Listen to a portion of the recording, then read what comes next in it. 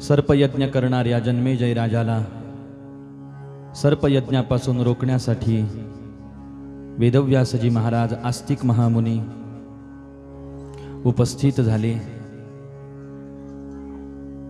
वेदव्यासजी महाराजांची शरणागती जन्मेजय राजाने केलेली आहे।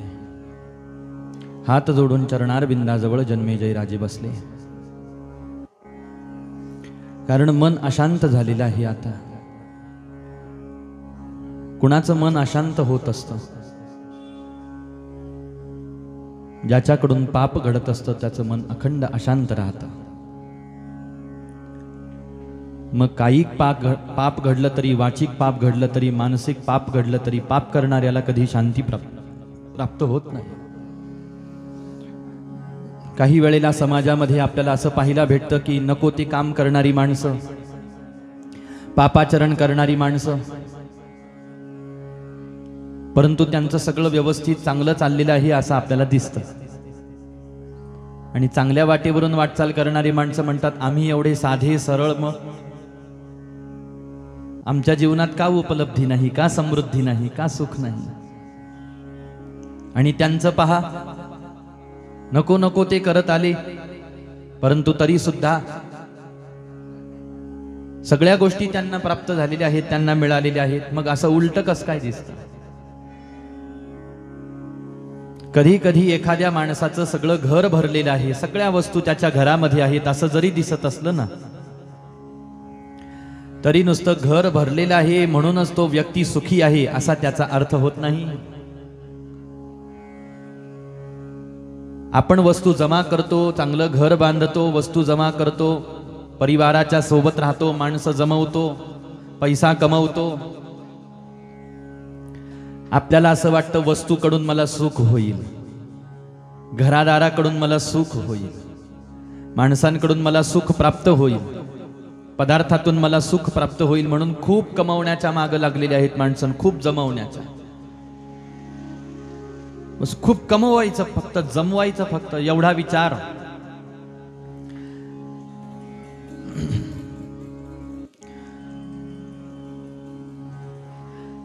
असे राजसी प्रवृत्तीचे माणसं वर्णन केलेले आहेत, यांना राजसी माणसं म्हणतात, ज्यांना फक्त एकच कळतं आतापर्यंत किती कमवलं, किती कमवायचं बाकी आहे, किती जमवलं, किती जमवायचं बाकी आहे, हे राजसी माणसं।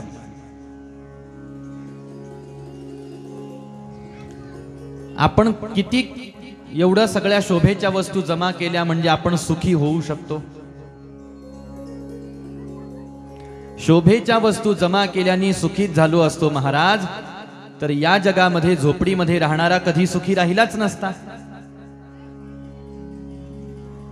पण असं पाहिला भेटतं की राजमहालामध्ये राहणारा, महालामध्ये, बंगल्यामध्ये राहणारा, मोठमोठ्या गाड्यांमध्ये फिरणारा सुद्धा दुःखी आहे, आणि दुसऱ्या बाजूला एखाद्या सामान्य घरामध्ये राहणाऱ्याकडे पाहिला गेलं तर तो त्याच्या तुलनेत जास्त सुखी आहे। राजासजी महाली सौख्ये कधी मिळाली, राजासजी महाली सौख्ये कधी मिळाली, ती सर्व प्राप्त झाली,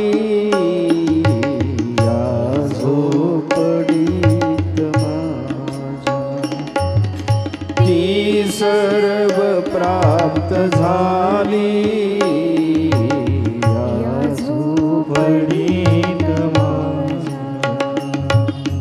ती सर्व प्राप्त झाली, या झोपडीत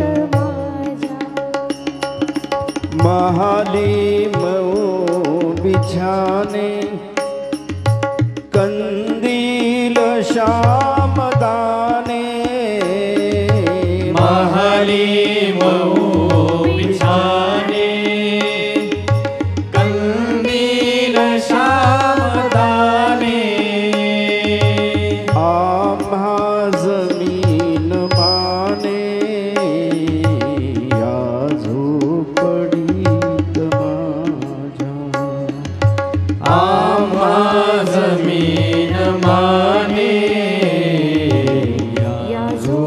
झोपडीत माझ्या. दोन प्रकारचे माणसं, दोन प्रकारचे परिवार समाजामध्ये आहेत. यातला पहिला परिवार ज्यांच्याकडे भरपूर धन आहे, धान्य आहे, कपडा लत्ता आहे, गाडी आहे, मोठं घरदार आहे, बंगला आहे.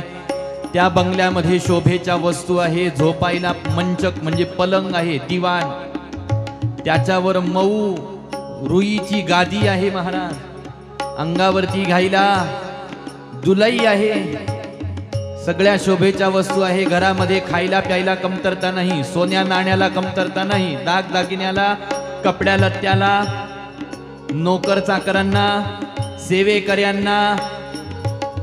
भला मोठा राजमहाल डोळ्यासमोर आणा, नसता भला मोठा बंगला डोळ्यासमोर आणा. विपुल धनसंपत्ती त्या घरामध्ये आहे. घरातले सगळे जमवणारे, सगळे कमवणारे आहेत महाराज, काही कमतरता नाही. सकाळी उठल्यापासून ते रात्री झोपेपर्यंत फक्त एकच उद्योग आहे, आपलं घर कसं भरायचं आहे, कसं भरता येईल या अर्थाने. महाली मऊ बिछाने, कंदील शामदाने. आणि दुसऱ्या बाजूला एक असा सामान्य परिवार आहे, सामान्य छोटस घर आहे महाराज. दोघ जण पती पत्नी त्या घरामध्ये राहत आहेत. फार धर्मपत्नीच्या अंगावर घालायला दागदागिने त्या घरात नाहीत, वस्त्रालंकार त्या घरामध्ये नाहीत फार. पण तरी सुद्धा दोघ जण पती पत्नी रोज घराच्या बाहेर जातात, काहीतरी काबाड कष्ट करतात, दोन पैसे कमवतात. दोन वेळेची भाजी भाकरीची त्यांची व्यवस्था त्याच्यात होऊन जाते आणि ते त्याच्यात समाधानी राहतात. उद्याची चिंता नाही महाराज. आज भगवती भगवंताच्या कृपेतून आपल्याला मिळालं, आपण कष्ट केले, कष्टातून आपल्याला मिळालेलं आहे. कष्टातून खाल्लेली भाजी भाकरी का असना ती गोड लागते. आणि पाप कर्म करून, नको ते कर्म करून आपलं घर कितीही भरण्याचा एखाद्याने प्रयत्न केला ना, ते आपल्याला सुख देऊ शकत नाही. असे भले भले श्रीमंत, झोपायला गादी, पलंग, सगळं एसी, पंखा, पण झोप लागत नाही महाराज.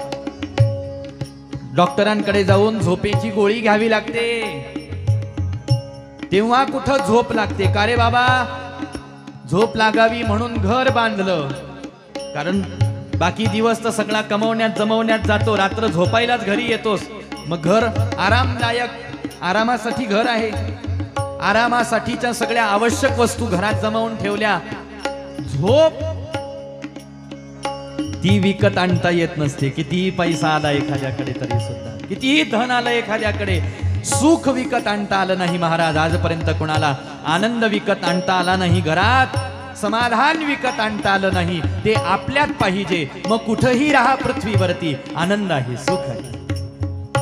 इकडं त्याला झोप येईना, तो मंचकावर, पलंगावर, सगळे सुरक्षा रक्षक बाहेर उभे आहेत. थोडासा काहीतरी आवाज आला की दचकून उठतो, चोर आले की काय. इकडं महाराज म्हणतात आमचं तसं नाही, दिवसभर काबाड कष्ट करायचे, भगवंताच्या कृपेतून जी भाकरी तुकडा मिळेल तो खायचा महाराज, आनंदाने प्रभू नाम सेवन गायन करत करत सेवन करायचं. आणि आमच्या घरात काही मंचक नाही, काही पलंग नाही, काही रुईच्या गादे तक्के लोड नाहीत महाराज, काही एसी नाही. मग नुसतं जमिनीवरती अंग टाकायचं, भगवती भगवंताच्या नामाचं स्मरण करायचं आणि पडल्या पडल्या आकाशातले तारे पाहायचे आनंदाने. भूमीवरी पडावे, ताऱ्यांकडे पहावे, भूमीवरी पडावे, ताऱ्यांकडे पहावे. प्रभु नाम नित्य गावे, या झोपडीत माझ्या. प्रभु नाम नित्य गावे,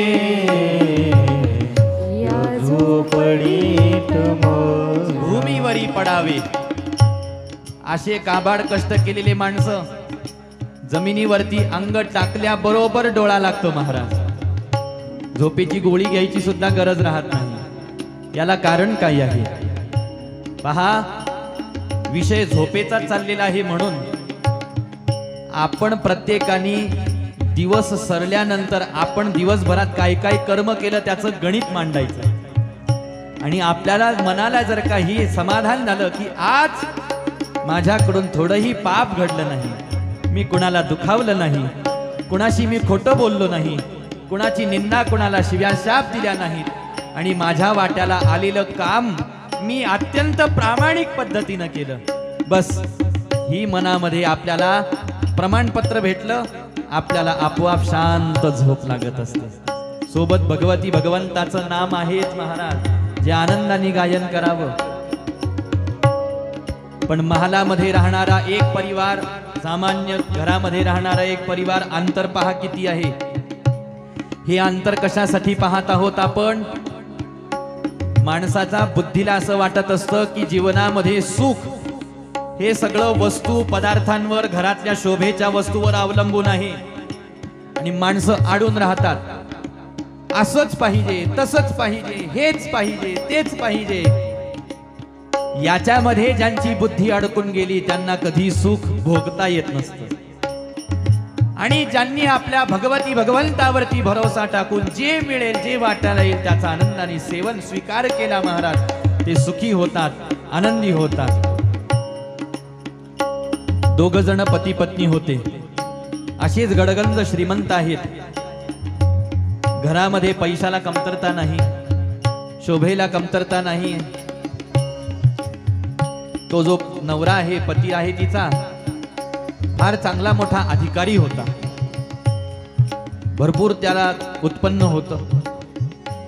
पण आता ज्याच्या पाठीमागं, ज्याला उत्पन्न एवढं मिळवून घ्यायचं आहे त्याच्या पाठीमागं कामही तेवढं, आणि ज्याला काम तेवढं त्याला घराच्या बाहेर जास्त वेळ त्याचा जाणार, घरात कमी जाणार। आता धर्मपत्नीला पुष्कळ रोज वाटायचं आमच्या यांनी एक दिवस तरी, थोडा वेळ तरी माझ्या सोबत राहावं, मला वेळ द्यावा। आणि साहजिक भावना असते महाराज घरातल्या माणसांची की आम्हाला सुद्धा तुम्ही वेळ दिला पाहिजे। कधी कधी काही माणसांना असं म्हणायला गेलं मला वेळ द्या थोडा, तर त्यांना राग येतो। ते म्हणतात मला काही हौस आली का घराच्या बाहेर जायची, कोणासाठी करतो मी, कोणासाठी मरमर करतो। अहो पण ज्यांच्यासाठी मरमर करतो त्यांच्यासाठी वेळ सुद्धा देता आला पाहिजे। माणूस माणसाजवळ बसला, 2 पैसे कमी कमवले तर चालतात, पण आपला प्रेमाचा माणूस जवळ बसला तर समाधान प्राप्त होतं। आता त्या राणीला, ती राणीच महाराज, सगळं ऐश्वर्य तिच्या पायाजवळ, तिला असं वाटायला लागलं की नाही पतिराजांनी थांबायला पाहिजे। आता त्याला काही वेळ नाही, तो मोठा साहेब, मला जावं लागेल, मला मीटिंग आहे, हे असं आहे तसं आहे। ती बिचारी ठीक। एक दिवस सकाळ झाली, तिनं पतीला सांगितलं अहो आज तरी तुम्ही घराच्या बाहेर जाऊ नका, आज काय एवढं विशेष आहे? म्हटले तुम्ही विसरलात का, तुमच्या लक्षात नाही का? म्हटले काय? अहो आजचाच तो दिवस आहे ज्या दिवशी देवा ब्राह्मणाच्या साक्षीनं, अग्नीच्या साक्षीनं आपल्या दोघांचं लग्न झालं, विवाह झाला। नुसताच विवाह झाला असं नाही, तर आज पाहता पाहता आपल्या विवाहाला 25 वर्ष होऊन गेलेली आहे। माझी अशी इच्छा आहे की आज तुम्ही माझ्या सहवासामध्ये सोबत थांबावं। नाही नाही, मला थांबता येणार नाही, माझे कामं ठरवून ठेवलेले आहेत, भेटीगाठी आहेत, मला जावं लागणार आहे। तिनं हट्ट केला आणि मग त्यांनी सांगितलं ठीक आहे, म्हटले काही हरकत नाही, सकाळच्या वेळेमध्ये मी जाऊन येतो, दुपारपर्यंत येतो, दुपारचं जेवण सोबत करू, वाट पहा। तिला समाधान झालं, चला जाऊ द्या, दुपारपर्यंत येतो म्हटले, पाठवून दिलं। दुपारची वेळ झाली महाराज, तिनं सगळी सज्जता तयार, स्वतःच्या हाताने सुंदर पतीला आवडणारे पदार्थ तयार करून ठेवले।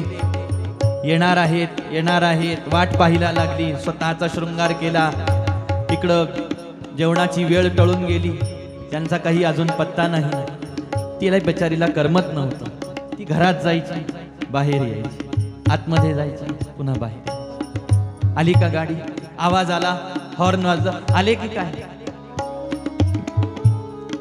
गॅलरीमध्ये येऊन उभी राहिली आणि तिचं सहज लक्ष समोर गेलं, समोर रस्त्याचं काम चाललेलं आहे, तिला कळालं। सकाळपासून उन्हामध्ये दोघं पती पत्नी त्या रस्त्याची मशागत करण्यामध्ये कष्ट करतात। तिचं सहज लक्ष त्या दोघा पती पत्नींकडे गेलं। पती, धर्मपत्नी त्याला सहकार्य करते। दुपारची वेळ झाली. धर्मपत्नीनं त्याला सांगितलं, अहो आता थोडंसं थांबा, आपण 2 घास खाऊन घेऊ. तोही बिचारा थांबला. हात पाय धुतले त्यांनी. 2 जण झाडाच्या खाली सावलीमध्ये बसले. त्या धर्मपत्नीनं डबा आणलेला आहे, पाटली आणलेली आहे सोबत, ती गाठोडी उकलली. त्याच्यामध्ये काय भाकरी आहेत महाराज, काहीतरी कोरडी भाजी आहे. त्यांनी तो भाकरीचा तुकडा मोडलेला आहे आणि स्वतः खाणार एवढ्या वेळामध्ये त्याला काहीतरी आठवलं असं दिसलं. म्हणून त्यांनी तो घास आपल्या धर्मपत्नीच्या मुखासमोर केला. एवढ्या हे केल्याबरोबर ती क्षणार्धामध्ये लाजली आणि तिनं आपली मान बाजूला फिरवली. हे काय करत आहात तुम्ही? आणि त्यांनी तिला सांगितलं, म्हटले, अगं विसरलीस का, आज आपल्याही लग्नाचा वाढदिवस आहे. आणि हे ज्या वेळेला त्या राजमहालामध्ये उभ्या राहिलेल्या राणीनं पाहिलं, त्यावेळेला ती विचार करायला लागली की मी धन पुष्कळ मला प्राप्त झालं, ऐश्वर्य माझ्या पायाजवळ येऊन लोळत आहे, पण खरे सुखी तर तेच आहेत जे रात्रंदिवस काबाड कष्ट करून सुद्धा एकमेकांचं प्रेम प्राप्त करून घेत आहेत, सुख सहवास भोगत आहेत. महाराज, हा सामान्य प्रापंचिक दृष्टांत इथं देण्याच्या पाठीमागं कारण एवढंच आहे, वस्तूवरती सुख अवलंबून नाही, पदार्थावरती सुख अवलंबून नाही, घरादारावरती सुख अवलंबून नाही. महाराज, असलं घरदार तर चांगली गोष्ट आहे, पण त्याच्यामध्ये जर प्रामाणिकपणा नाही, जगण्यामध्ये आचार आणि विचार आपले शुद्ध नाहीत, तर मात्र आपल्याला काही सुख होऊ शकत नाही. इकडं महालामध्ये कमतरता कशाचीच नाही.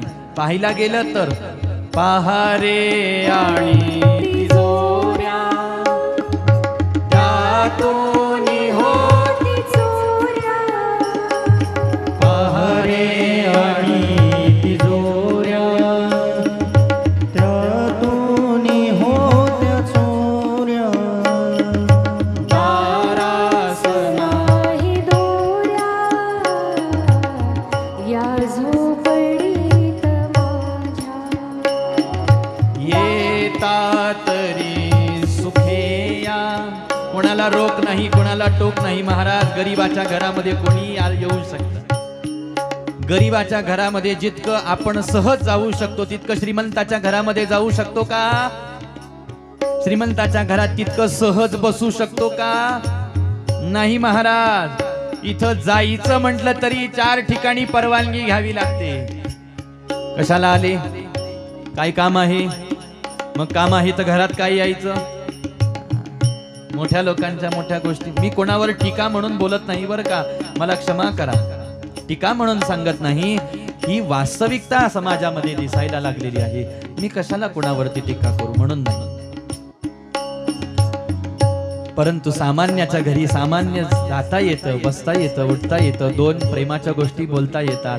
आमच्याकडे काही केलं तुम्ही घ्या, तुमच्याकडे काही केलं, हे प्रेमाचे सलोख्याचे व्यवहार महाराज चालत आले गावाकडच्या परंपरेपासून.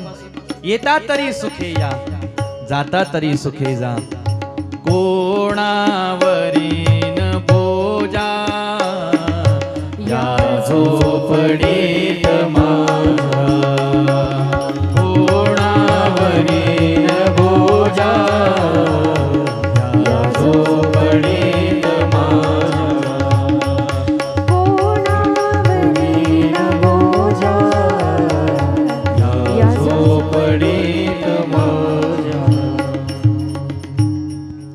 आणि असं ते सुख पाहोनी सौख्य माचे, देव इंद्र तो ही लाजे, शांती सदा विराजे या झोपडीत माझ्या. अशांत राहतात माणसं, कमवतात पुष्कळ, परंतु लक्षात घ्या, कृतीच्या पाठीमागं जर पाप कार्य असेल तर मन कधी शांत राहू शकत नाही, कधी शांती प्राप्त होत नाही. तात्पुरतं माणसाचं ऐश्वर्य दिसतं, हो, तात्पुरतं वैभव समाजाला दिसतं, तात्पुरते नावं माणसं आपलं घेतात, पण आपल्याला या जगामध्ये तात्पुरतं नाही बरं का. थोडं राहावं माणसाने जगतामध्ये, पण प्रामाणिक राहावं, उत्तम जगावं, की आपण मृत्यू पावल्यानंतर सुद्धा आपली कीर्ती शिल्लक राहिली पाहिजे, आणि ती सुद्धा उत्तम. मरावे परी कीर्तिरूपी उरावे, की आपण मृत्यू झाल्यानंतर सुद्धा आपलं नाव कोणीतरी आदराने घेतलं पाहिजे, असं जगतात. आणि मनशांती भंग पावलेली असते त्याची, ज्याच्याकडून पापकर्म घडलेलं असतं. आज जन्मेजय राजांकडून हे पापकर्म घडल्याचा परिणाम अशांतता, उद्विग्नता उत्पन्न झालेली आहे. आणि प्रार्थना केली वेदव्यासजी महाराजांना की माझ्यावरती कृपा करा आणि मला काहीतरी बोध तुम्ही द्या, की माझं चित्त शांत कसं होईल. आणि त्यावेळेला वेदव्यासजी महाराज म्हणतात, जन्मेजया, मी तुला आता मनशांतीसाठी देवी भागवत वर्णन करून सांगतो. काय आहे महाराज हे देवी भागवत? ही देवी कोण आहे, कशी आहे, कुठं राहते, हिचा महिमा काय आहे, हिच्या नामाचा महिमा काय आहे, हिच्या भक्तांचा महिमा काय आहे, मला सांगा. अहो, जिच्याबद्दल तुम्ही माझ्यासोबत बोलत आहात, मला तिच्याबद्दल काहीच माहित नाही. म्हणून मला आई जगदंबेचं स्वरूप तुम्ही समजावून सांगा, की ती जगदंबा कशी आहे, तिचं स्वरूप कसं आहे, तिचं रूप कसं आहे, ती कुठं राहते, ती दर्शन देते का भक्ताला, दर्शन देते तर कसं देते, आणि ज्या वेळेला ती जगदंबा भक्ताला दर्शन देते त्यावेळेला भक्तांना काय अनुभव आलेले आहेत ते मला सांगा. तुमच्यासारख्या महात्म्यांच्या सहवासामध्ये तर आजपर्यंत मी अनेक वेळेला त्या आई भगवती जगदंबेचं नाव तर माझ्या कानावरती उडत उडत आलं, पण आजपर्यंत तिचं स्वरूप जाणून घेण्याचा कधी मी प्रयत्न केला नाही. म्हणून गुरु महाराज, तुम्ही माझ्यावरती कृपा करा, की ही देवी जिला आपण जगदंबा म्हणतो, जिला आदिशक्ती, जिला आदिमाया असं म्हणतो, जिला परब्रह्म स्वरूपिणी म्हणून पाहिलेलं आहे वेदामध्ये, शास्त्रामध्ये, अशी ती जगदंबा कोण आहे, मला सविस्तर कथा सांगा. त्यावेळेला वेदव्यासजी महाराज सांगायला लागले, जन्मेजया, पूर्वकालामध्ये हाच प्रश्न माझ्या मनामध्ये आला होता, आणि त्यावेळेला तो प्रश्न मी देवर्षी नारदांना विचारला, की त्या जगदंबेचं स्वरूप वर्णन मला सांगा, तिचा महिमा मला वर्णन करून सांगा, तिचं चरित्र मला सांगा. त्यावेळेला नारदजी महाराज म्हणतात, वेदव्यासजी महाराज, हाच प्रश्न पूर्व कालावधीमध्ये मला पडलेला असताना मी ब्रह्मदेवांना विचारला. ब्रह्मदेव मला म्हणतात, नारदा, जो प्रश्न तुला पडला हाच प्रश्न ज्या वेळेला मला पडला ब्रह्मदेवाला, त्यावेळेला मी तो प्रश्न नारायणांना विचारला. आणि त्यावेळेला आमच्या सोबत जी एक विलक्षण घटना झाली आणि आम्हाला जो अनुभव आला, त्या अनुभवाचं वर्णन ब्रह्मदेवांनी सांगितलं नारदांना, नारदांनी मला, आणि आता मी तुला सांगतो, तू श्रवण कर म्हटले. की या जगतामध्ये मंगलात मंगल म्हणून जे तत्व वर्णन केलेलं आहे, त्याच तत्वाला भगवती किंवा जगदंबा किंवा परांबिका असं म्हणतात. जे या ब्रह्मांडातलं एकमेव असं तत्व आहे, की जिला शक्ती असं म्हटलं गेलेलं आहे, हे शक्तिरूपी जे तत्व आहे, या शक्तीचाच आधार साऱ्या ब्रह्मांडाला आहे. या ब्रह्मांडामध्ये जन्माला येणाऱ्या साऱ्या जीवांना ह्याच परब्रह्म परमात्मा शक्तीचा आधार आहे. ही भगवती, ही शक्तीच अदृश्य रूपाने हे सारं ब्रह्मांड आपल्या स्वरूपामध्ये धारण करून ठेवते. या भगवतीच्या संकल्पानेच हे सारं ब्रह्मांड चलायमान आहे. या भगवती जगदंबेच्याच इच्छेने पाऊस पडतो, अन्नधान्य पिकतं, जीव जंतू आपापल्या जागेवरती आनंदामध्ये जीवन जगू शकतात. पहा, जगदंबा कुठं नाही. त्यावेळेला उत्तर दिलं की जगदंबा अर्थात शक्ती अर्थात भगवती ही सर्वत्र विराजमान आहे. सर्वत्र, सर्व काळी, सर्व पदार्थामध्ये सर्वभूत निवास होऊन ती शक्ती विराजमान झालेली आहे. त्या शक्तीला सोडून एकही पदार्थ नाही. शक्तीशिवाय एकही पदार्थ भिन्न नाही महाराज. शक्तीमध्ये पदार्थाचं अस्तित्व आहे आणि पदार्थामध्ये शक्तीचं अस्तित्व आहे.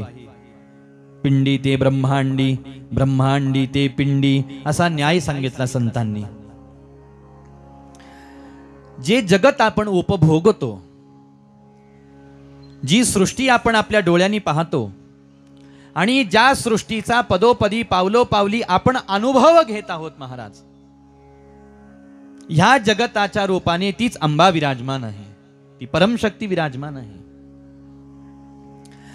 या बाहेरच्या जगताच्या जगत रूपामध्ये सुद्धा तीच आहे आणि आतमध्ये बसून ह्या जगताचा चांगला वाईट अनुभव घेणारी सुद्धा तीच आहे.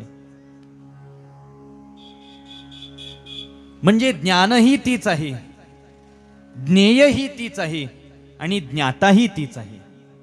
ध्यानही ती आहे, ध्येयही ती आहे आणि ध्याताही ती आहे. तीन घटक वर्णन केलेले आहेत वेदांत शास्त्रामध्ये. एक ज्ञेय, एक ज्ञान आणि एक ज्ञाता. ज्ञेय काय आहे? ज्याला आपल्याला जाणायचं आहे असं तत्व, त्याला ज्ञेय म्हणतात. ज्ञान कशाला म्हणतात? ज्यानी ते तत्व जाणल्या जातं त्याला ज्ञान असं म्हणतात. आणि ज्ञाता कुणाला म्हणतात? जो जाणण्याचा प्रयत्न करतो त्याला ज्ञाता असं म्हणतात. यालाच वेगळ्या दृष्टांतांनी ध्येय म्हणजे जिथं आपल्याला जायचं आहे ते, ध्याता म्हणजे ध्येयाचं ध्यान करणारा जो घटक आहे, साधक जीव ध्याता. आणि ध्यान, या तीन गोष्टी आहेत. अगोदर या तीन गोष्टी समजून घ्यायला सांगितल्या. ध्येय समजून घ्यायला सांगितलं, ध्याता व्हायला सांगितलं आणि ध्यान करायला सांगितलं. ज्या वेळेला यथायोग्य पद्धतीनं ध्येय, ध्याता, ध्यान या त्रिपुटीचं एकीकरण होतं त्यावेळेला त्याचा अंतिम परिणाम सांगितलेला आहे की भगवती भगवंताच्या स्वरूपाचा साक्षात्कार प्राप्त होतो. ज्या वेळेला साक्षात्कार प्राप्त होतो त्यावेळेला काय होतं?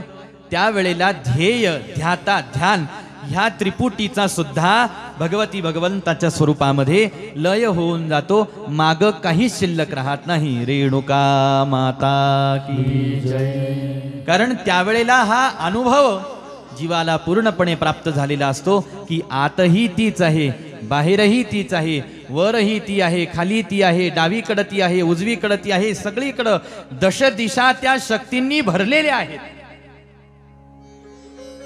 एकही जागा अशी नाही महाराज जिथं चैतन्य शक्तीचा निवास नाही. चैतन्य असे सर्वगत, परी ते उपाधी माझी गुप्त, ते तत्वज्ञ संत स्वीकारिती.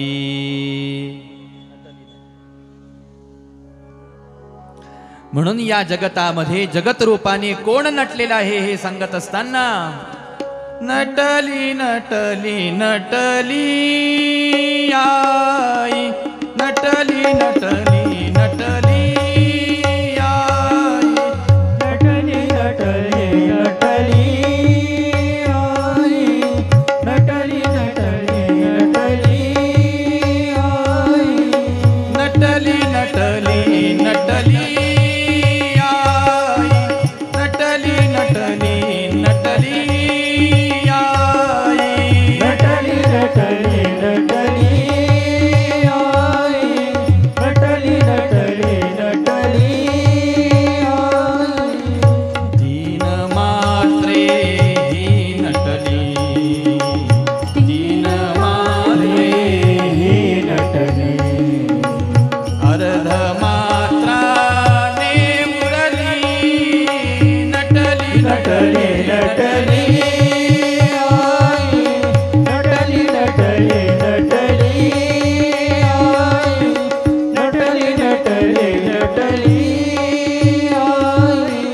अकार उकार मकार, अकार उकार मकार, तीन मात्रा या साचार, तीन मात्रा या साचार, अर्ध मात्रा चैतन्याकार, अर्ध मात्रा नटली नटली नटली आई, नटली नटली नटली आई, नटली नटली नटली आई.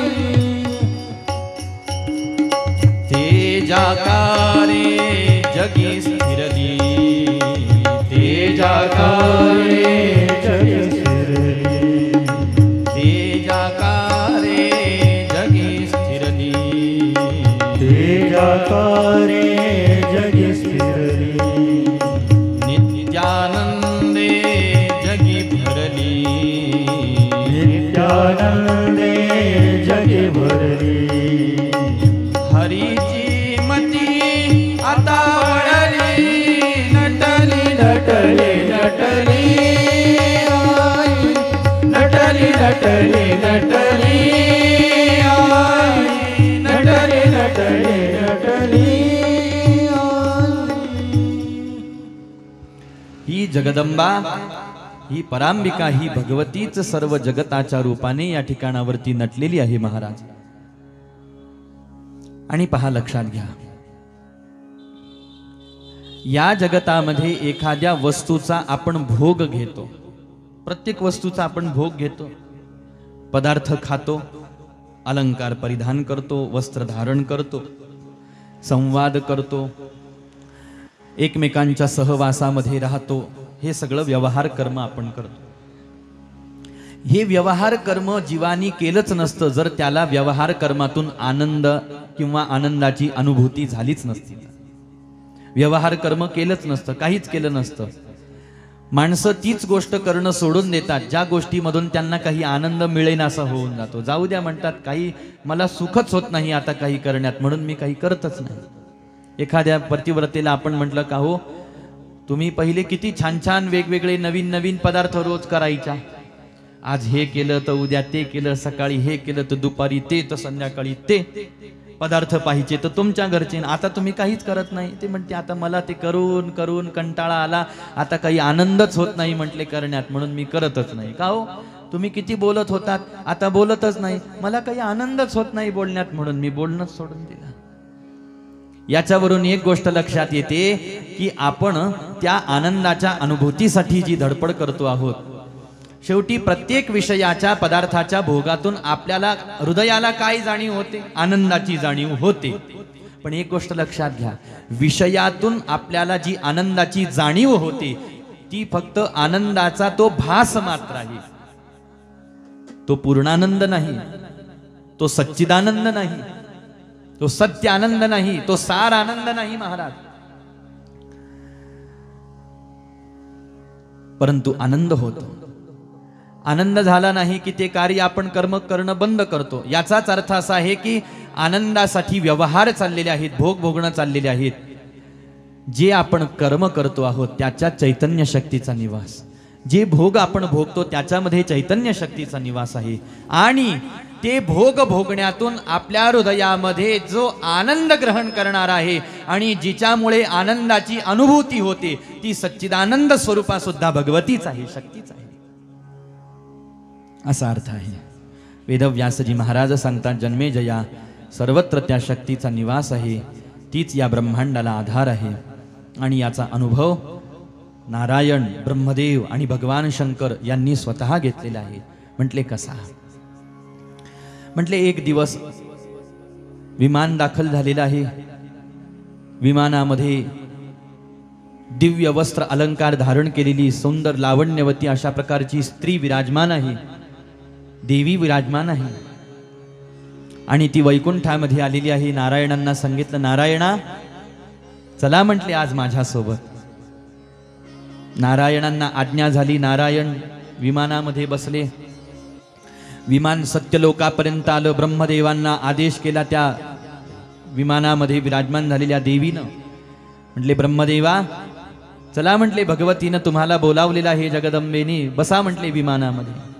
ब्रह्मदेव विमानात बसले. कैलास लोकामध्ये विमान आलं. भगवान शंकरांना आज्ञा झाली, बसा म्हटले विमानामध्ये.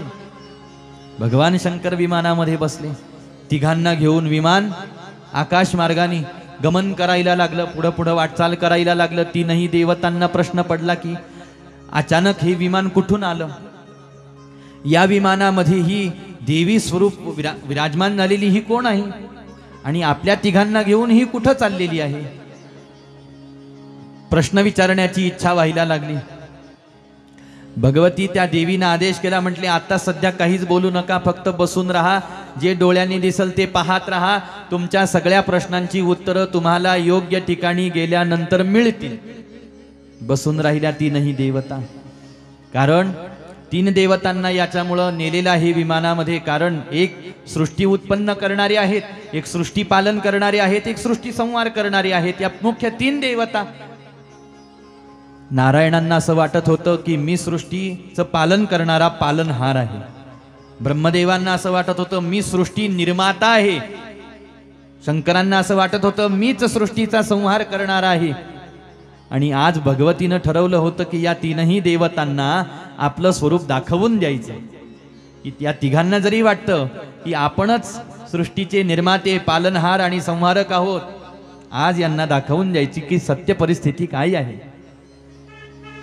आणि मग या तिघांनाही घेऊन निघालेलं आहे. पाहायला लागले ब्रह्मदेव विमानातून. त्यावेळेला दिसायला लागलं की ब्रह्मदेवांना की विमान जे आहे ते ब्रह्मलोकावरून जात आहे. त्या ब्रह्मलोकामध्ये कमळ आहे, कमळात एक ब्रह्मदेव बसलेले आहे.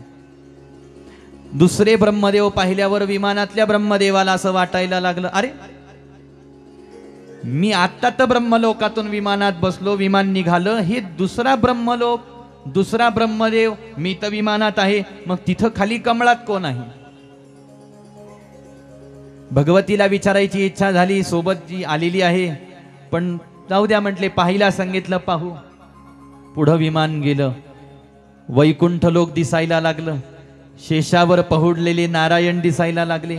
विमानात बसलेले नारायण विचार करतात मी तर विमानात आहे, मग माझ्या शेषाच्या शय्येवर कोण बसलेला आहे, कोण पहुडलेला आहे. जाऊ द्या म्हटले, कळल उत्तर. पुढं प्रवास सुरू झाला. कैलास लोकावरून विमान जायला लागलं. भगवान शंकर बसलेली विमानामध्ये. खाली पाहतात तर काय, त्या कैलासात अजून एक महादेव बसलेले आहेत. ते विचार करायला लागले, मी तर विमानात आहे, मग इथं कोण. तिघांचंही मन संभ्रमित अवस्थेमध्ये गेलेलं आहे. विमान पुढे प्रवास करायला लागलं आणि प्रवास करता करता विमान येऊन पोहोचलेलं आहे त्या ठिकाणावरती जिथं भव्य दिव्य नगर डोळ्याला दिसायला लागलं. सुंदर अशा प्रकारची वनराई दिसायला लागली.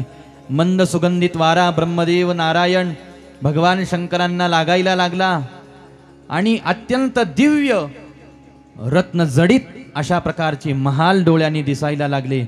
नाना प्रकारच्या सौंदर्यवती स्त्रिया त्या ठिकाणी विविध प्रकारच्या सेवा करत आहेत. हे या 3ही देवतांना दिसायला लागलं आणि मनामध्ये प्रश्न उपस्थित झाला की आजपर्यंत एवढा दिव्यलोक आपण कधी आपल्या डोळ्यांनी पाहिला नाही. हा कोणता तिसरा चौथा लोक आहे म्हटले. 3 लोक आपल्याला माहीत आहे, सत्यलोक, वैकुंठ लोक, कैलास लोक, पण हा चौथा दिव्य अलौकिक लोक कोणता आहे म्हटले.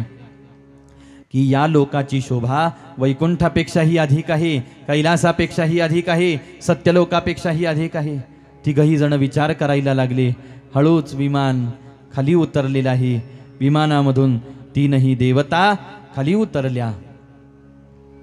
पुढं जी सेविका आहे, परिचारिका आहे, ती चालायला लागली. तिच्या पाठीमागं 3ही देवता वाटचाल करायला लागल्या. आजपर्यंत देवतांनी एवढी विलक्षण शोभा कधीच पाहिली नव्हती.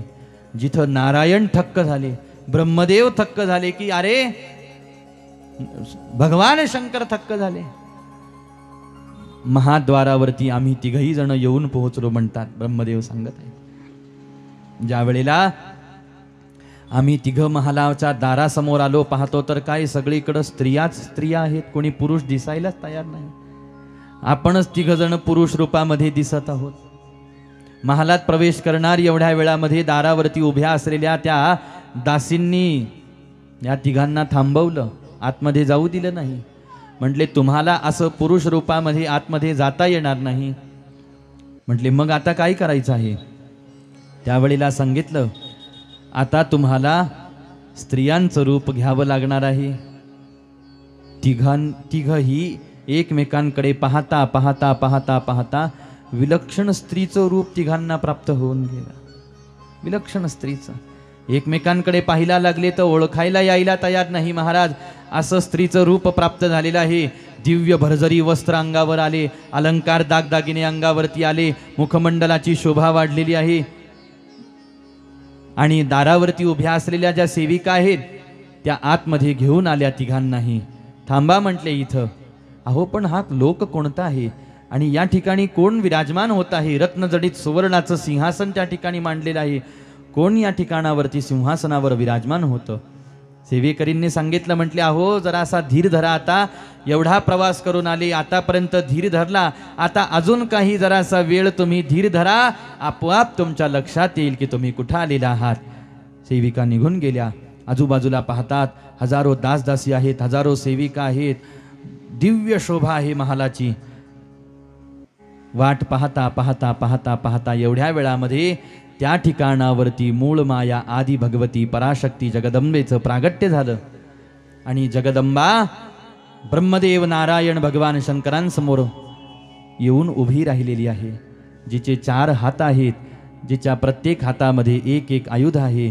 शंख, चक्र, गदा, पद्म आपल्या हाती जिनं धारण केलेलं आहे. सुंदर भरजरी शालू अर्थात वस्त्र जिनं परिधान केलेलं आहे. दिव्य अलंकार आहेत. सुवर्णाचा मुकुट जिच्या मस्तकावरती झळकतो आहे. आणि करोडो सूर्यान एवढा प्रकाश तिच्या देहामधून बाहेर पडतो आहे. हे 3ही देवतांनी पाहिलं आणि लक्षात आलं की जिच्या दरबारामध्ये ज्या दरबारामध्ये आपण आलेलो आहोत हा सामान्य दरबार नाही, हा आदिशक्ती मूळ माया परांबिका भगवती जगदंबेचा दरबार आहे. आणि ज्या वेळेला जगदंबेला आपल्या समोर साकार झालेलं 3ही देवतांनी पाहिलं, साऱ्या 3ही देवता भगवती जगदंबे समोर नतमस्तक झाल्या, नमस्कार केला. आणि त्यावेळेला ब्रह्मदेव पाहायला लागले. लक्ष गेलं भगवती जगदंबेच्या चरणाच्या अंगठ्याकडे. त्यावेळेला त्या अंगठ्यातून लख प्रकाश, करोडो सूर्यान एवढा प्रकाश बाहेर पडताना दिसायला लागला. आणि त्या भगवती जगदंबेच्या नखामध्ये ब्रह्मदेवांना अनंत ब्रह्मांडाचं दर्शन प्राप्त व्हायला लागलं. या अनंत ब्रह्मांडामध्ये अनंत ब्रह्मदेव, अनंत नारायण, अनंत महादेव आहेत. कशात? या भगवती जगदंबेच्या पायाच्या अंगठ्याच्या नखात अनंत ब्रह्मांड सामावलेले आहेत. हे ब्रह्मदेवांना दिसायला लागलं. आणि भगवती जगदंबेच्या त्या विलक्षण स्वरूपाकडे पाहत असताना परमानंदाचा मोद हृदयामधून बाहेर पडायला लागला. आणि तिघांनाही जगदंबेचं दर्शन घेऊन वाटायला लागलं की अंबा देखता नयनी धन्य झालो त्रिभुवनी. अंबा देखता नयनी धन्य झालो त्रिभुवनी. अंबा देखता नयनी धन्य झालो त्रिभुवनी. अंबा देखता नयनी धन्य झालो त्रिभुवनी. अंबा देखता नयनी धन्य झालो त्रिभुवनी. अंबा देखता नयनी धन्य झालो त्रिभुवनी. अंबा देखता नयनी धन्य झालो त्रिभुवनी. आदिशक्ती आदि माया ब्रह्मभूत होय काया. अंबा देखता नयनी धन्य झालो त्रिभुवनी. अंबा देखता नयनी धन्य झालो त्रिभुवनी. ब्रह्म ब्रह्म हीच शक्ती निर्गुण निराकार म्हणती. ब्रह्म ब्रह्म हीच शक्ती निर्गुण निराकार.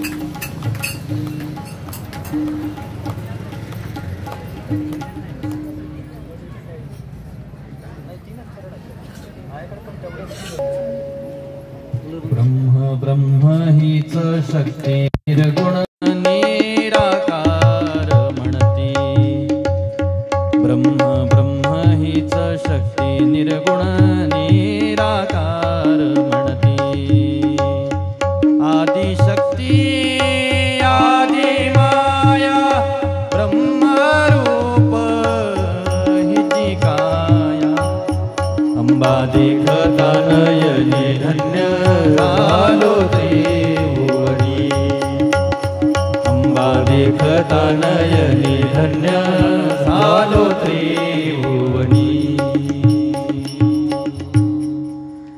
ज्या ठिकाणावरती आई भगवती जगदंबेचा निवास आहे त्या पीठावरती, ज्याला मूळ पीठ असं म्हणतात, भगवती जगदंबा कुठं राहते? मूळ पीठामध्ये निवास करते। तिथून सगळ्या ब्रह्मांडाची उत्पत्ती आहे। आणि ते जे मूळ पीठ आहे त्याची निर्मिती कशी झाली? नाही महाराज, ते स्वयंसिद्ध आहे, स्वयंप्रकाशित आहे। मूळ पीठावरती तीनही देवतांचं आगमन झालेलं लक्षात आलं आणि जगदंबेला पाहिलं। या प्रसंगामध्ये जगदंबेनी स्वतः आपला परिचय नारायण ब्रह्मदेव आणि भगवान शंकरांना दान केला। नारायणा ब्रह्मदेवा शंकरा, मी तुमची माता आहे, मी तुमची आई आहे, मीच या ब्रह्मांडातलं ते परम चैतन्य तत्व आहे, जिला शक्ती या नावाने संबोधलं जातं।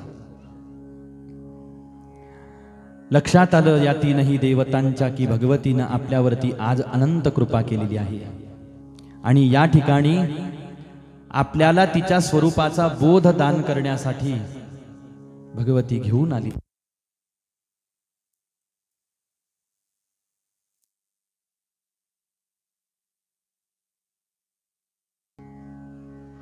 राम राम।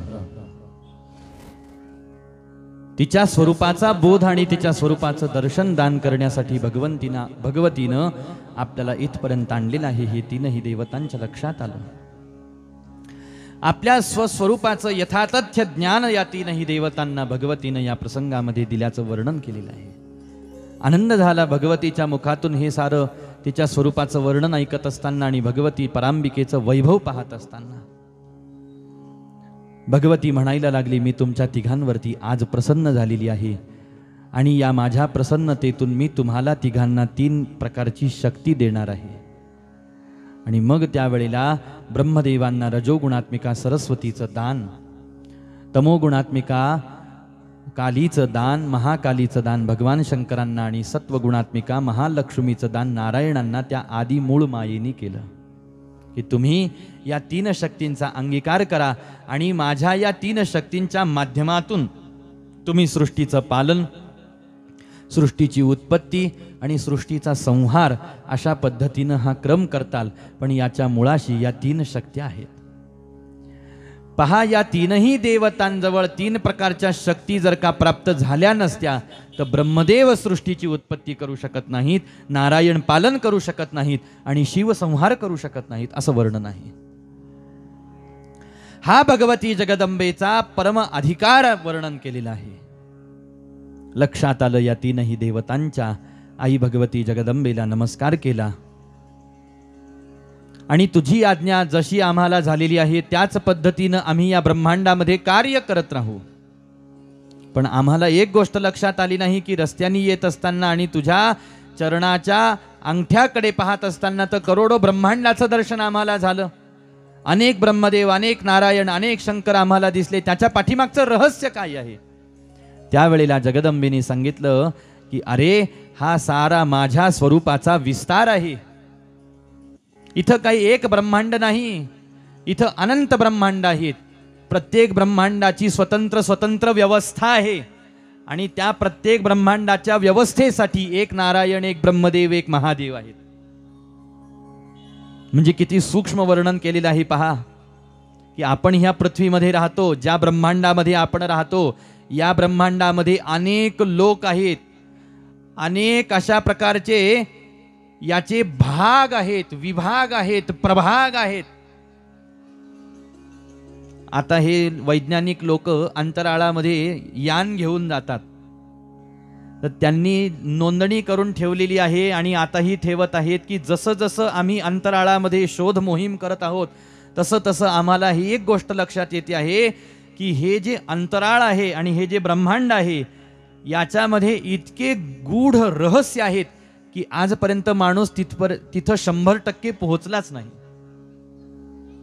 ठीक आहे, माणूस मंगळापर्यंत गेला, चंद्रापर्यंत गेला, हे सगळं झालं, पण हा त्या अंतराळाच्या विश्वातल्या 1000 किंवा 100% विश्वातला फक्त एक टप्पा आहे, एक अंश.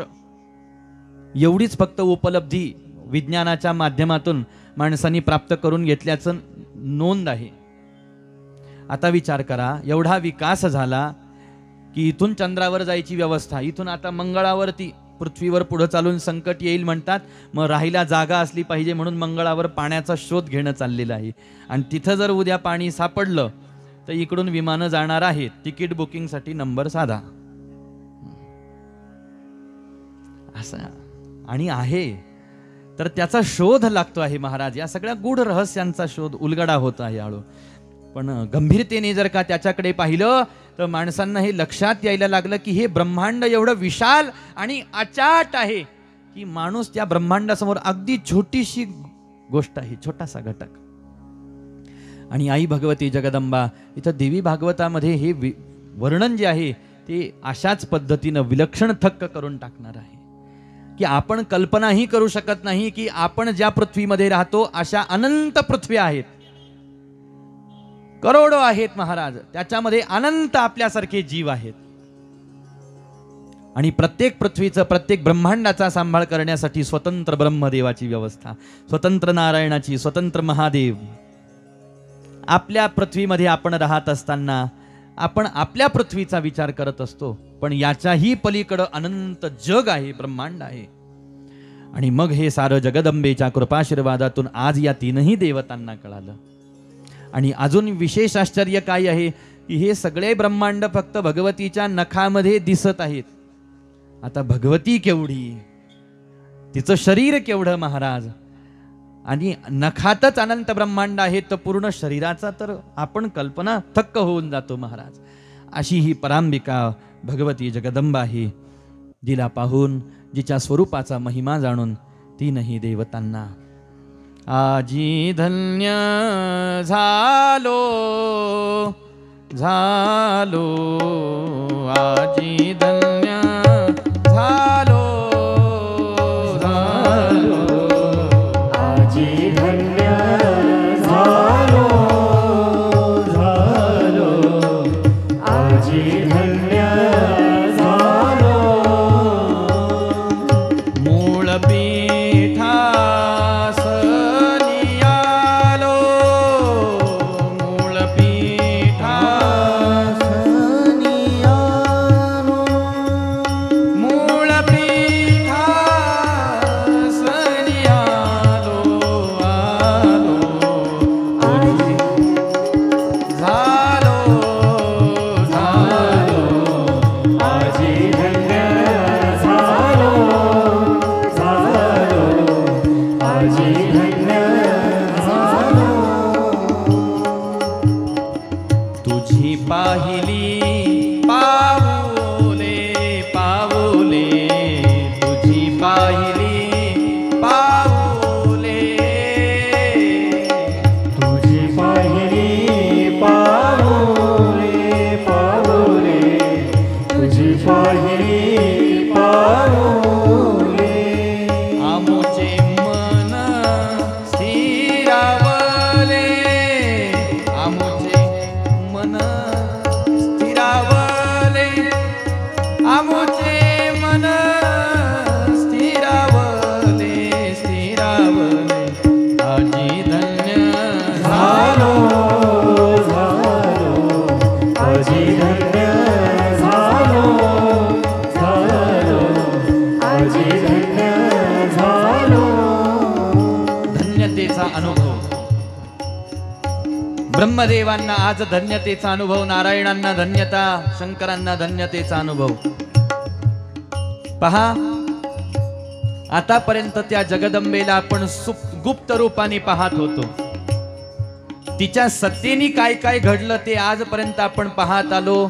आता साक्षात त्या जगदंबेचं दर्शन देवी भागवताच्या माध्यमातून व्यास जन्मेजयजी महाराजांना करून देत आहे की पहा, आता ती जगदंबा आपल्या डोळ्यांनी पहा की ही दिसती तेवढी सामान्य नाही बरं का. अहो, ही दिसायला जरी सामान्य रूप, हिचं सामान्य स्त्री रूप दिसत आहे हो, पण ही हिची लीला आहे की हिनं स्त्रीचा आकार घेतलेला आहे. ती तिची लीला आहे. पण बाकी तिच्या स्वरूपाचा महिमा जो आहे तो आपल्या साऱ्या जीवांच्या आकलनाच्या पलीकडचा वर्णन केलेला आहे.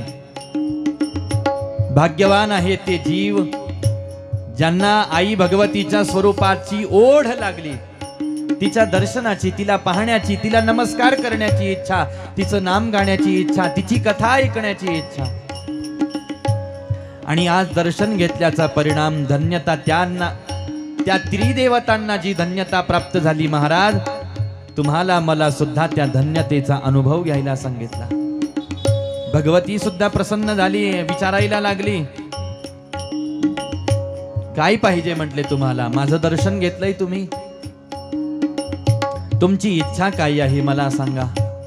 त्यावेळेला तीनही देवता आपला भाव भगवती समोर व्यक्त करताना म्हणतात, हे जगदंबे, सदानंदी मोक्ष दानी दानी, सदानंदी मोक्ष दानी दानी, सदानंदी मोक्ष दानी, सदानंदी मोक्ष दानी, निरंतर राहे ध्यानी, निरंतर राहे ध्यानी, निरंतर राहे ध्यानी. आजी धन्य झालो झालो, आजी धन्य झालो झालो, आजी धन्य झालो. मज घेवो संगे, देवो संगे, मज घेवो संगे, मज घेवो संगे. रेणुके तो माय अंबे, रेणुके ओ माय गंगे गंगे. आजी धन्य झालो झालो, आजी धन्य झालो झालो, आजी धन्य झालो. देई प्रेम पान भिक्षा भिक्षा, देई प्रेम भिक्षा. जगदंबे समोर हात पसरत आहेत महाराज त्रिदेवता. भिक्षांना आपला पदर पसरत आहेत की हे जगदंबे, तू दाती आहेस या ब्रह्मांडाची, तू दान करणारी आहेस, आम्ही सारे घेणारे आहोत. तू सामर्थ्यशाली आहे, आम्ही तुझे दास आहोत. तू स्वामिनी आहे, आम्ही सेवक आहोत. तू विश्वजननी आहे, आम्ही लेकरं आहोत. आणि आज हे माते, त्या आमच्या जगन्मातेचं, त्या आमच्या जन्मदात्या आईचं आम्हाला दर्शन होत आहे. काय मागू तुझ्याकडे? देई प्रेम पान भिक्षा. बस तुझं प्रेम, तुझं वात्सल्य, तुझी ममता तू आमच्यावर राहू दे. तुझी कृपा दृष्टी तू आम्हा जीवांवरती अखंड राहू दे जगदंबे. त्याच्यासाठीच हे जागरण आम्ही करत आहोत. आज गेली 5 दिवस महाराज. कशासाठी? ही जी जगदंबा इथं बसवलेली आहे, विराजमान आहे आपल्या समोर, हिच्याकडे पाहून आपल्याला हे सूत्र कळावं की ही आपला सांभाळ करते आहे, परिपालन करते आहे, ही आपली माय आहे. देई प्रेम पान भिक्षा. दुसरं याच्या व्यतिरिक्त आम्हाला काशीमध्ये महाराज रोज महादेव आजही काशीमध्ये आपण गेलो ना तर साक्षात विश्वेश्वर विश्वनाथ दुपारी 12 वाजेच्या वेळेला मंदिरामधून बाहेर पडतात आणि भगवती अन्नपूर्णे समोर आपलं करपात्र पुढं करतात. ओम भवती भिक्षान्न देई. ही लीला किती आगाध आहे.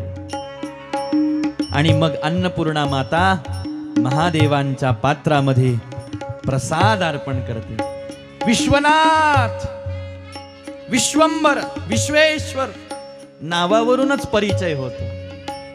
पण असा विश्वनाथ, असा विश्वेश्वर आज त्या भगवती जगदंबा अन्नपूर्णे समोर आपले हात पसरतो. महाराज, किती विलक्षण लीला आहे भगवंताची. जी प्रार्थना त्रिदेवता भगवतीकडे करत आहेत, संत त्या जगदंबेकडे करत आहेत, तीच प्रार्थना तुम्ही मी करताना एक दान मागू आज जाता जाता की जगदंबे देई प्रेम,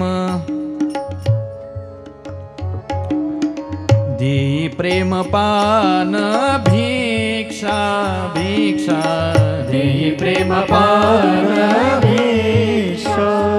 हीच पूरवी अपेक्षा, हीच पूरवी अपेक्षा, हीच पूरवी अपेक्षा. आजी धन्य झालो झालो, आजी धन्य झालो झालो, आजी धन्य झालो.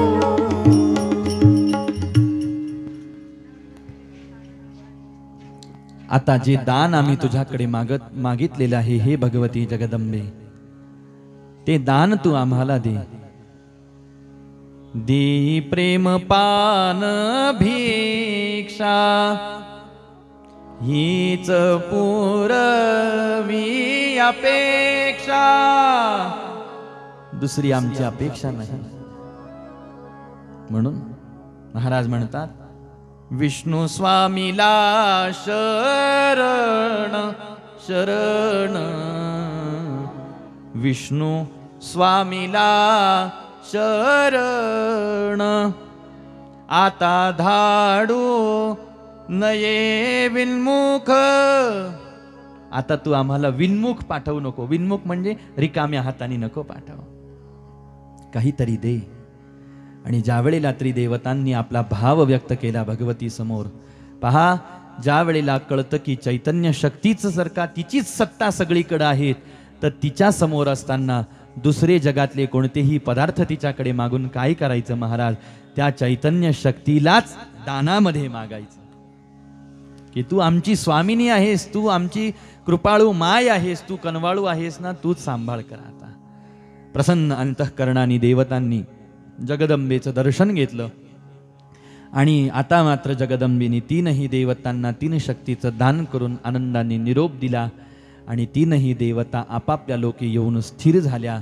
आणि तिथून पुढं मग भगवतीच्या आज्ञेने ब्रह्मदेवांनी सृष्टीची उत्पत्ती केली आणि नारायण पालन करत आहेत. आणि वारंवार वारंवार अनेक युगन युग लोटून गेली महाराज. हा क्रम चाललेला आहे की ज्याच्यामध्ये अनेक वेळेला सृष्टी उत्पन्न, सृष्टीचं पालन आणि सृष्टीचा संहार झालेला आहे. आणि आता आपण त्याच क्रमामध्ये आहोत. आणि तीनही देवतांनी अखंड आपलं कार्य करत असताना भगवतीला आपल्या ध्यानामध्ये ठेवलेलं आहे. वेदव्यासजी महाराज म्हणतात, जन्मेजया ही तीच भगवती, मूळ प्रकृती जगदंबा, साऱ्या जीवांचा आधार आहे. या जगदंबेचाच महिमा मी तुला वर्णन करून सांगतो आहे की ही जगदंबा जिनं आजपर्यंत तिचा महिमा जाणलेल्या भक्तांवरती अनंत कृपेचा वर्षाव केलेला आहे, जिचं रूप अत्यंत मनोहर आहे, जिचं नाम अत्यंत मनोहर पवित्र पावन आहे. महाराज, मला सांगा तिचं रूप, मला सांगा तिचं नाम, मला सांगा तिच्या नामाचं महिमा. काय करते ती भगवती, कशी कृपा करते भक्तावरती, मला सांगा. तिचं नाम काय करतं मला सांगा. वेदव्यासजी महाराज जन्मेजय राजाला कशा पद्धतीनं जगदंबेच्या रूपाचा महिमा रूपाचं वर्णन आणि जगदंबेच्या नामाचा महिमा, नामाचं वर्णन आणि ती भगवती भक्तांवर कशी कृपा करते यासाठी अनेक पद्धतीनं व्याख्यान करतील. भगवत भक्तांवरती भगवतीची कृपा झालेल्या भगवत भक्तांचं चरित्र सांगतील. हे चरित्र पाहण्याचा तुम्ही मी सुद्धा प्रयत्न करू. उद्याच्या कथाभागामध्ये या ठिकाणावरती भगवतीची आज्ञा, सद्गुरूंची आज्ञा मानू आणि आजच्या सेवेला पूर्णविराम देऊ. त्याच्या अगोदर उद्यासाठीची एक सूचना आहे. मी आयोजकांच्या परवानगीनं ही सूचना देतो की जसं आपण शिवमहापुराणामध्ये बिल्व अर्चन हा विधी संपन्न केला की महादेवांना आपण बेल वाहिला, तसं भगवती जगदंबेच्या प्रसन्नतेसाठी काय सेवा करायला पाहिजे, तर आपल्याला उद्या कुंकुम अर्चन सोहळा करायचा आहे. उद्या आपला 5वा दिवस आहे, 6वा दिवस, उद्या 6वा दिवस आहे. तर उद्या आपण पहिलं सत्र या ठिकाणावरती संपन्न करणार आहोत. मध्यंतर होईल. चहा पानाचा जो काही प्रसाद आयोजकांकडून मिळेल तो घ्या आणि त्यानंतरच्या सत्रामध्ये आपण कुंकुम अर्चन सोहळा या ठिकाणी संपन्न करू. त्याच्यासाठी भगवतीचं जे रूप आपल्याकडे आहे, मग ते मूर्तीच्या रूपामध्ये असो की आपल्याकडे दुर्गा देवी असो, अन्नपूर्णा असो की अन्य कोणत्या देवीचा विग्रह, आपल्या कुलदेवीचं काही आपल्याकडे प्रतिरूप असेल तर तेही चालतं. काही जणांकडे भगवतीचे टाक असतात, ते टाक आणले तरी चालतात, जे काही आपल्याला शक्य होईल. नाही काही कोणाकडे मूर्ती वगैरे उपलब्ध झाली, टाक नसले तर एक आपण 1 रुपयाचं नाणं जरी आपल्यासोबत आणलं तरी त्याच्यावरती आपल्याला कुंकुम अर्चन करता येईल. म्हणून उद्या येत असताना आपल्यासोबत भगवतीला ठेवण्यासाठी पात्र आणायचं आहे, ताट ताम्हण आणायचं आहे, ताटली. त्याच्यामध्ये आपल्यासोबत जे शक्य होईल ते भगवतीचं रूप आणायचं आहे. त्याच्यामध्ये आपल्याला भगवतीवरती अर्पण करण्यासाठी भरपूर प्रमाणामध्ये कुंकू आणायचं आहे. इथं भगवतीच्या नावाचा उच्चार केला जाईल. एक एक नावं उच्चारल्याबरोबर आपल्याला आपल्या हाताद्वारे कुंकुमार्चन भगवतीवरती करायचं आहे. आणि सगळ्यांनी हे कुंकुमार्चन करण्याचा प्रयत्न करा. आपल्या सौभाग्यवृद्धीसाठी, वंशवृद्धीसाठी, आयुष्यवृद्धीसाठी, ऐश्वर्यवृद्धीसाठी, सर्व प्रकारचं श्री धन किंवा श्रीयुक्त आपण आणि आपला परिवार व्हावा याच्यासाठी आणि भगवतीची अनंत कृपा आपल्यावरती पडावी याच्यासाठी हा कुंकुमार्चन सोहळा सगळ्या महिलांनी करू शकतात. ज्या की सौभाग्यवती साऱ्या महिला आहेत आणि ज्या गंगा भागीरथी महिला आहेत त्या अक्षदा किंवा फुलांच्या पाकळ्या भगवतीवरती अर्पण करू शकतात. पुरुषांना सुद्धा कुंकुमार्चन करता येतं, कोणत्याही प्रकारचा संशय नाही. पुरुषांना शक्य झालं तर त्यांनी सुद्धा या कुंकुमार्चन सोहळ्यामध्ये सहभागी व्हा.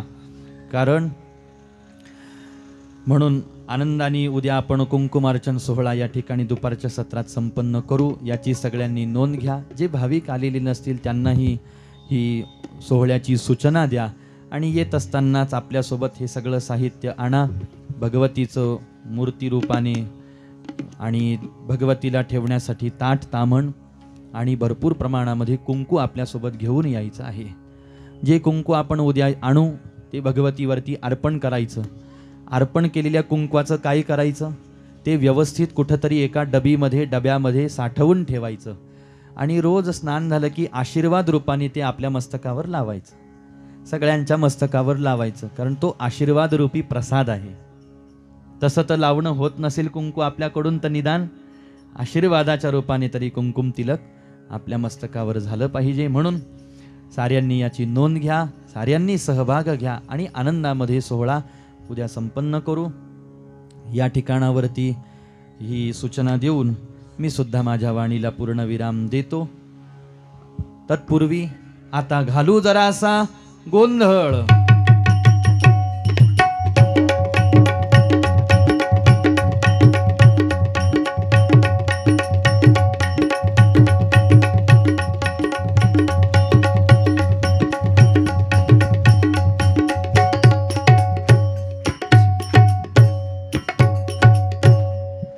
सुदिन सुवेळ तुझा गोंधळ मांडिलावो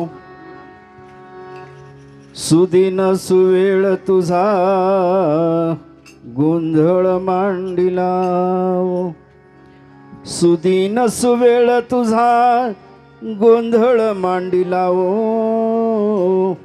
सुदिन सुवेळ तुझा गोंधळ मांडिला सुदिन सुवेळ तुझा गोंधळ मांडिला सुदिन सुवेळ तुझा गोंधळ मांडिला सुदिन सुवेळ तुझा गोंधळ मांडिला ज्ञान वैराग्याचा वरती फुलवरा बांधिला ज्ञान वैराग्याचा वरती फुलवरा चंद्र सूर्य दोन्ही यांचा पोत काजळलावो चंद्र सूर्य दोन्ही यांचा पोत काजळलावो घालून सिंहासन वरून ते घट स्थापिलावो सुदिन सुवेळ तुझा गोंधळ मांडिला सुदिन सुवेळ तुझा गोंधळ मांडिला सुदिन सुवेळ तुझा गोंधळ मांडिला सुदिन सुवेळ तुझा गोंधळ मांडिला सुदिन सुवेळ तुझा गोंधळ मांडिला घालून सिंहासन वरून ते घट स्थापिलावो घालून सिंहासन वरून ते घट स्थापिलावो उदो बोला उदो सद्गुरु माऊलीचा उदो बोला उदो सद्गुरु माऊलीचा उदो बोला उदो सद्गुरु माऊलीचा प्रवृत्तीचे निवृत्तीचे घालून शुद्ध आसन प्रवृत्तीचे निवृत्तीचे घालून शुद्ध आसन ध्येय धाता ध्यान प्रक्षाळिले चरण हो ध्येय धाता ध्यान प्रक्षाळिले चरण हो काया वाचा मने एक विध केले अर्चन हो काया वाचा मने एक विध केले अर्चन हो द्वैत अद्वैत भावे मी दिले आचमन हो द्वैत भावे दिले आचमन हो उदो बोला उदो सद्गुरु माऊलीचा उदो बोला उदो सद्गुरु माऊलीचा उदो बोला उदो सद्गुरु माऊलीचा उदो बोला उदो सद्गुरु माऊलीचा उदो बोला उदो सद्गुरु माऊलीचा उदो बोला उदो सद्गुरु माऊलीचा उदो बोला उदो सद्गुरु माऊलीचा उदो बोला उदो सद्गुरु माऊलीचा भक्ती वैराग्य ज्ञान याही पूजियली अंबा भक्ती वैराग्य ज्ञान पूजियली अंबा सद्रूप चिद्रूप पाहुनी प्रसन्न झाली जगदंब सद्रूप चिद्रूप पाहुनी प्रसन्न झाली जगदंब एका जनार्दनी शरण मूळ कदंबालो एका जनार्दनी शरण मूळ कदंबालो त्राहे त्राहे अंबे तुझा दास उभा आहे ओ त्राहे त्राहे अंबे तुझा दास उभा आहे उदो बोला उदो सद्गुरु माऊलीचा उदो बोला उदो सद्गुरु माऊलीचा उदो बोला उदो सद्गुरु माऊलीचा उदो बोला उदो सद्गुरु माऊलीचा उदो बोला उदो सद्गुरु माऊलीचा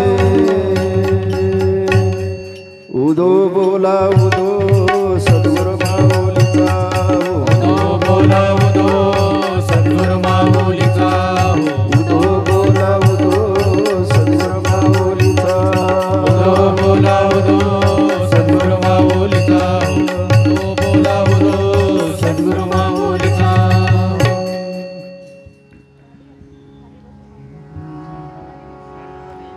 अनादि निर्गुण